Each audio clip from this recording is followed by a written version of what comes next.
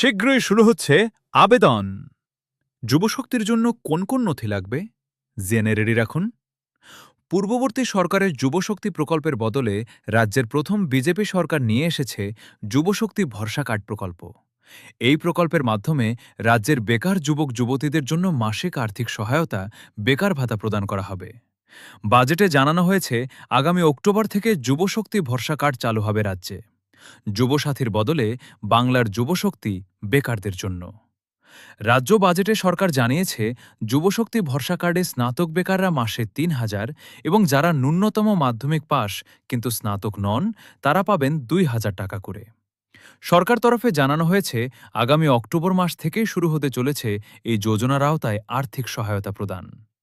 চালু হচ্ছে যুবশক্তি ভরসা কার্ড প্রকল্প। যুবশক্তি ভরসা কার্ড প্রকল্পের মাধ্যমে রাজ্যের বেকার যুবক যুবতীদের প্রতি মাসে আর্থিক সহায়তা দেওয়া হবে বিজেপি সরকার তরফে। ডাইরেক্ট বেনিফিট ট্রান্সফার বা ডিবিটি এর মাধ্যমে সরাসরি উপভোক্তাদের অ্যাকাউন্টে টাকা পাঠানো হবে। এই প্রকল্পের জন্য আবেদনকারীর বয়স ২১ থেকে ৪০ বছরের মধ্যে হতে হবে। এই প্রকল্পের সুবিধা পেতে আবেদনকারীকে ন্যূনতম মাধ্যমিক পাশ হতে হবে।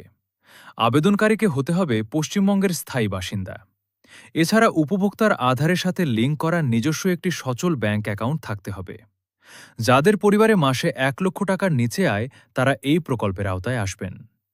আবেদনকারীদের কি নথি লাগবে? এই প্রকল্পে আবেদনের জন্য আবেদনকারীর ছবি, ভোটার কার্ড, আধার কার্ড, বার্থ সার্টিফিকেট, মাধ্যমিক পরীক্ষার অ্যাডমিট কার্ড, ব্যাংক অ্যাকাউন্টের ডিটেলস, শিক্ষাগত যোগ্যতার শংসাপত্র প্রয়োজন হতে পারে। যদিও সরকার তরফে এখনও এই বিষয়ে স্পষ্ট আপডেট মেলেনি।